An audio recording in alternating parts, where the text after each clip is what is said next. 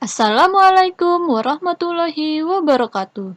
Berjumpa lagi bersama saya Iin Ratnasari dalam pembelajaran Bahasa Indonesia.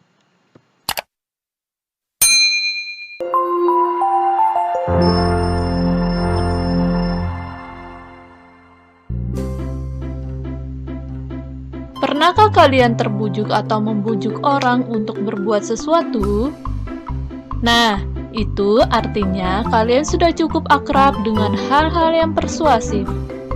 Itu berarti pula teks persuasi bukan lagi hal yang asing bagi kehidupan kalian sehari-hari.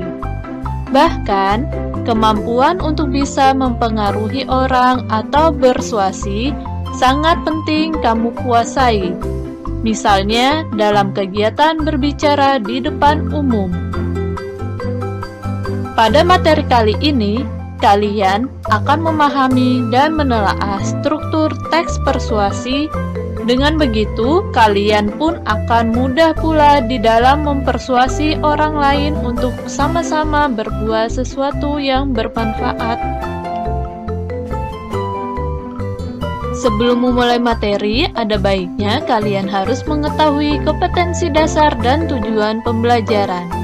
Pada kompetensi dasar 3.4 menelaah struktur dan kebahasaan teks persuasi yang berupa saran, ajakan, dan pertimbangan tentang berbagai permasalahan aktual, lingkungan hidup, kondisi sosial, dan keragaman budaya dari berbagai sumber yang didengar dan dibaca. Pada tujuan pembelajaran, siswa diharapkan menyajikan teks persuasi, saran, ajakan, arahan, dan pertimbangan secara tulis dan lisan dengan memperhatikan struktur kebahasaan atau aspek lisan. Setelah kalian mengetahui kompetensi dasar dan tujuan pembelajaran, maka pada materi kali ini kita akan membahas mengenai teks persuasi.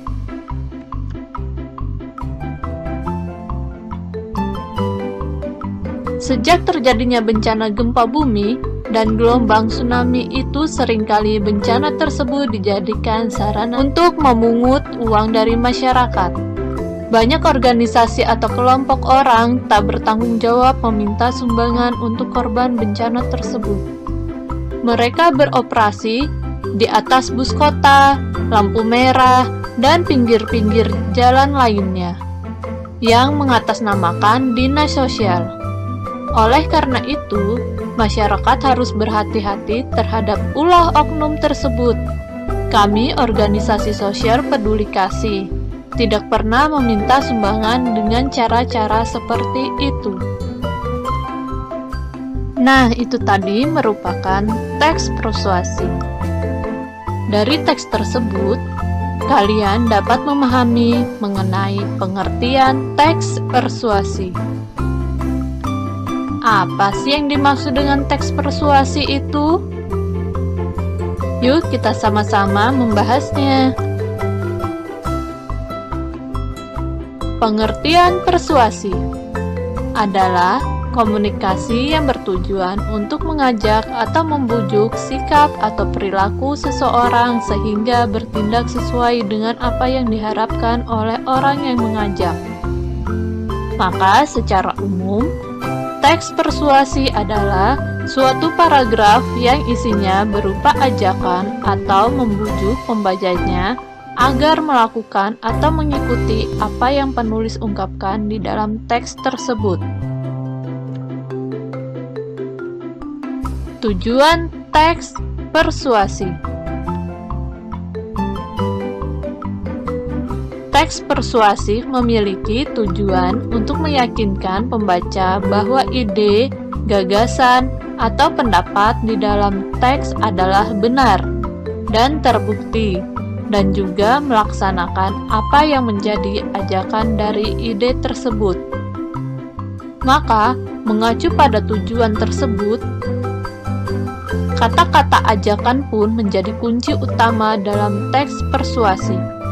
Kita bisa menemukan itu baik secara tersurat maupun tersirat. Apa sih bedanya? antara tersurat dan tersirat.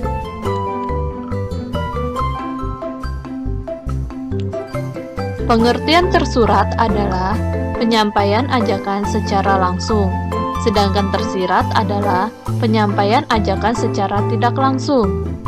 Secara tersurat, teks persuasif menggunakan kata-kata yang dapat diketahui langsung bahwa itu bertujuan untuk melakukan sesuatu. Kata-kata yang sering dipakai misalnya, sebaiknya, seharusnya, jangan, hindarilah, dan lain-lain. Secara tersirat, teks ini mengharuskan pembaca untuk menerjemahkan ajakan yang dimaksud dalam teks tersebut. Biasanya ini tersembunyi dan tidak tertulis. Nah, itu tadi mengenai teks tersirat dan tersurat. Apakah kalian dapat memahaminya? Jika kalian memahami, langsung saja kita lanjut pada materi berikutnya. Ciri-ciri teks persuasif. Ciri-ciri teks persuasif terdapat 4. Yang pertama, berisi data dan fakta. Hal ini dikarenakan tujuan utama dari teks ini adalah untuk memengaruhi pembaca.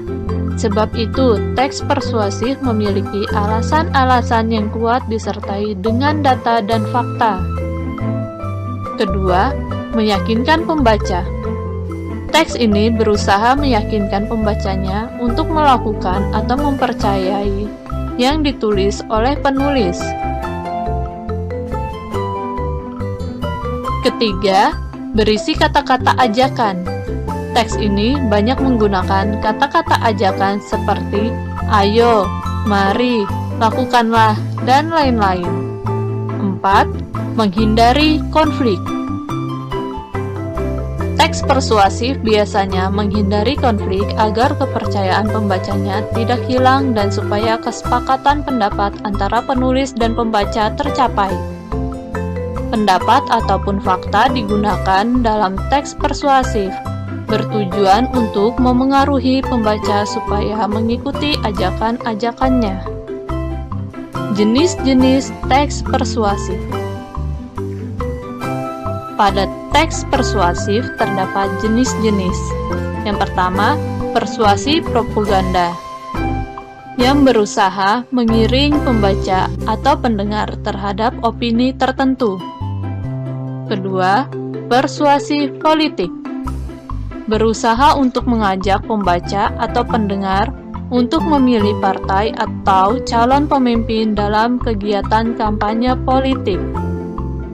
Ketiga, persuasi advertensi, merupakan teks yang berusaha untuk membujuk pembaca atau penontonnya untuk membeli barang atau jasa yang ditawarkan. Keempat, persuasi pendidikan, teks persuasi yang berusaha agar pembacanya mengikuti atau mau mempelajari dan bersikap sesuai dengan pendidikan yang tengah diberikan. Selanjutnya, pada teks persuasi terdapat struktur. Struktur teks persuasi terbagi menjadi 4, yaitu: pertama, pengenalan isu. Pengenalan isu berupa pengantar atau awalan pada teks yang mengenalkan isu atau permasalahan yang akan dibahas pada teks. Kedua, rangkaian argumen. Rangkaian argumen berupa pendapat-pendapat dari penulis mengenai isu yang dikemukakan sebelumnya. Pada bagian ini juga dikemukakan mengenai data atau fakta yang mendukung argumen tersebut.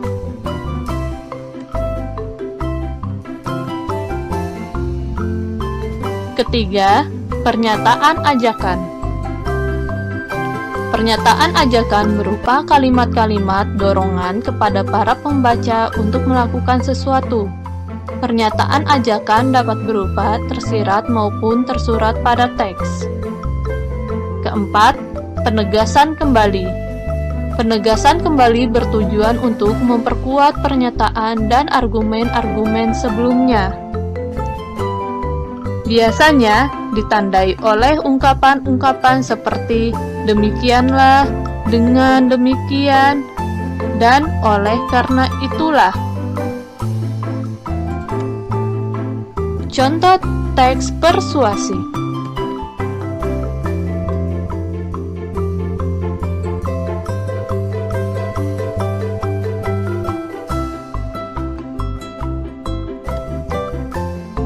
Nah, itu tadi materi teks persuasi yang telah kita bahas secara bersama-sama. Semoga kalian dapat memahami teks tersebut dan bermanfaat buat kalian. Saya akhiri materi kali ini. Wassalamualaikum warahmatullahi wabarakatuh.